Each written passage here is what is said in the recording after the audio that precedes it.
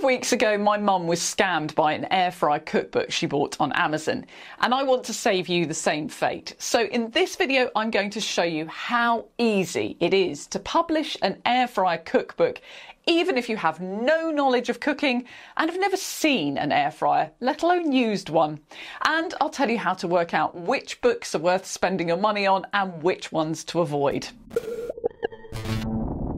Now, before I start, just to say, feel free to skip ahead to the parts of this video that interest you. The timestamps are on the screen right now, and I'm also going to drop links in the description to trusted resources for free air fryer recipes and for cookbooks written by real authors. But first of all, you might be wondering how it's possible to be scammed by a recipe book. I'm not going to show you the particular book that my mum bought because there are unfortunately quite a few of them, and this is about a general trend rather than one book in particular. For me, a scam book is one where the recipes have not been tested. The photos are just pictures taken from an image library of food that hasn't necessarily been cooked in an air fryer. The measurements are often American, despite having UK in the book title. Sometimes it will say the book is for a particular model of air fryer, but the recipes won't actually be tailored to that model. And the person who wrote the book often doesn't even exist. But how does this happen? Well, sit back and enjoy, because I'm going to take you on an enlightening journey into the dark world of get-rich-quick self-publishing. You're probably aware that these days you don't have to get an agent or a book deal to publish a book. Back in 2007, Amazon launched their own self-publishing platform for Kindle, which enabled anyone to write and publish an ebook. In 2016, Amazon expanded to include print-on-demand paperback option, and in 2021 they added hardbacks as well. What print-on-demand means is that for authors there are no upfront costs in making a book. Every time an order is placed, Amazon prints one copy, just one, and sends it to the customer. They take their cut and the author gets the rest. So there's no risk for the author of having to buy a load of books that might not sell. This means pretty much anyone can publish any type of book. Colouring books, journals, self-help, and even cookery books. And you're probably thinking there's nothing wrong with that, because you're picturing someone who's really passionate about cooking and has this big notebook of recipes they've refined over the years, and they just want to share their ideas with the world. And sometimes that's what happens, but increasingly it's not. Instead, a whole business has sprung up encouraging people to churn out books created with minimal effort and to have a promised passive income stream, making money while they sleep. You can create, not even write, create a cookery book in an afternoon and start earning money from it almost immediately. Let me give you a rough idea of how easy that would be for someone to do. So the first thing we need for our cookbook is an outline. Fortunately, due to the invention of ChatGPT, which is a free AI tool, I don't need to spend hours thinking about the different sections and the recipes I want to include. I just ask ChatGPT to create my book outline for me. What you're seeing on the screen at the moment is all being shown to you in real time. It's not sped up. This is how quickly ChatGPT can generate that outline for me. So in total, that took 55 seconds to produce the outline for a 60-page book. ChatGPT won't just give me the outline for the book, it will also give me the recipes. So what I can do is I can scroll back through the outline it gave me and select each recipe suggestion and then ask it for the ingredients and the method. You might have noticed that a few of the recipes it suggested in the outline didn't seem to me like air fryer recipes. So I'm just going to check they are, starting off with chocolate covered strawberries. It suggests I use the air fryer to melt the chocolate, which is a little bit tenuous, but it will do. It's involving an air fryer after all.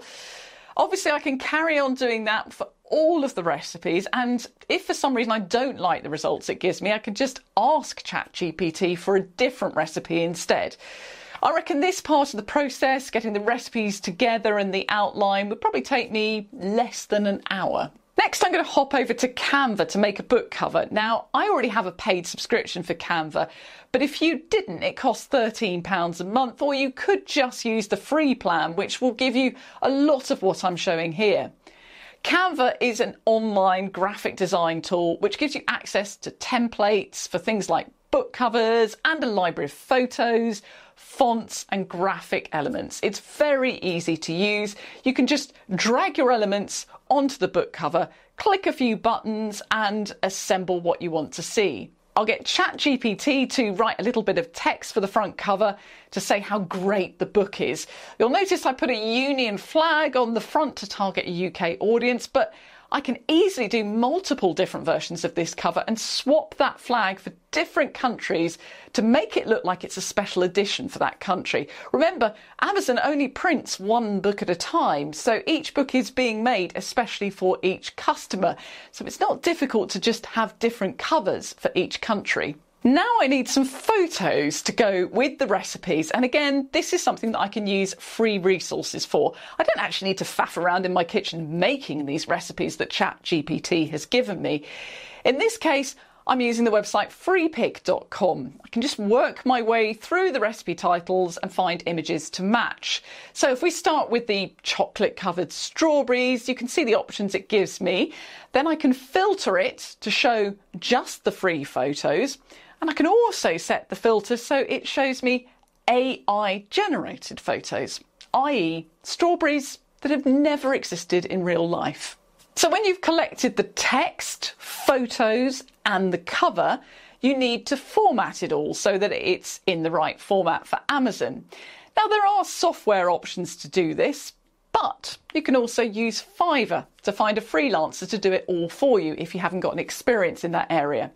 Now prices for this vary, but as an example, here's someone who charges £20 to format 50 pages and another person who specialises in recipe books and will do 40 recipes for £48, including up to 200 pages and unlimited photos. And if that process seemed a little bit daunting, you can actually hire someone to do everything I have shown you from scratch, coming up with the recipes, designing the cover, finding the photos and formatting it. And that will cost you £81. So that just leaves a few good reviews to kickstart your sales. Now, when it comes to reviews, you aren't supposed to be able to buy them on Amazon. But I think people still do find a way around it, even if it's just getting their friends to leave a few 5-star reviews. Now, before I give you some tips on dodging these kind of AI authored books on Amazon, if you're finding this video helpful, I would really appreciate it if you could give it a thumbs up. And if you want to see more videos about home appliances, hit the subscribe button and the notifications bell. So bearing in mind everything I just told you about how easy it is to author a book, how do you check on Amazon to see if the book you want to buy is actually legitimate? Well, first let's start with this really useful box just beneath the book description on the product page. It shows you the length of the book, who is the publisher, when it was published and its size. If it doesn't have a publisher listed, it's likely to be independently published. This isn't always, of course, a bad thing, but it's an indication that you should be a little bit more cautious. Next, let's have a look at the author. Right at the top of the page, under the title, is the author's name. And if you click on it, it will take you to the author's page. Now, a good author is going to have a biography and a photo, usually mention of a website and possibly some other books that they've written. Most books that are written by AI don't bother to have this filled out, but genuine ones usually do. However, a photo on the author's page is not always a guarantee that a cookbook author is real, but you can check by doing something called a reverse image search to check the whole internet to see where else it appears. So when I look up the author Nathan Anthony, who wrote Bored at Lunch, you can see the photo is also being used in lots of newspapers. That's because he's a real person with a publisher who is promoting the book. However, when I tried another author of an air fryer cookbook who I hadn't heard of, results showed the photo and lots of variations of it were found on a stock photography website.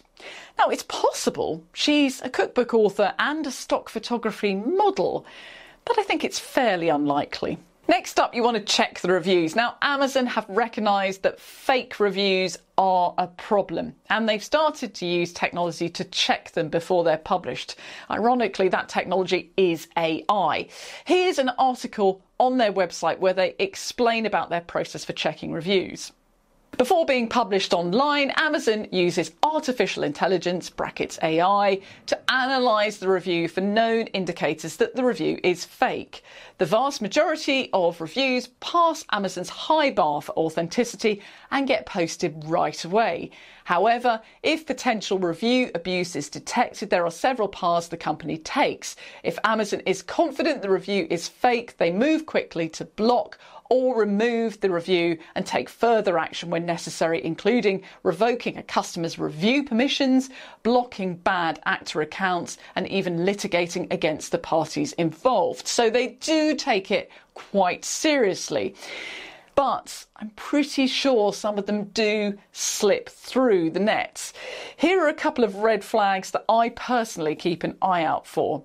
Firstly, if you see a review where the title of the book is capitalised perfectly in the review, it's probably not written by a real reviewer.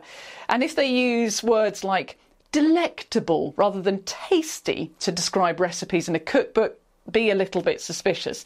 I love perfect grammar and creative vocabulary, and it's definitely to be encouraged, but it's just not how most people write online in real life.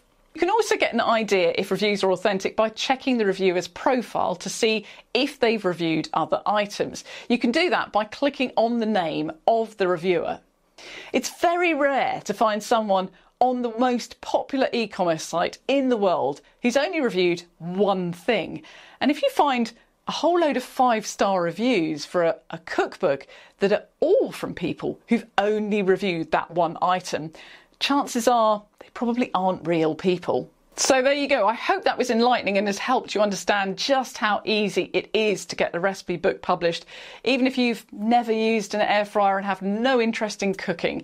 If you found any recipe books that you really rate for air fryers and you want to share them with people watching this video, please do drop them in the comments below and I'll add a link to Amazon for them. And if you'd like to see more videos like this for UK home appliances, then hit the subscribe and the notifications. Thanks for watching.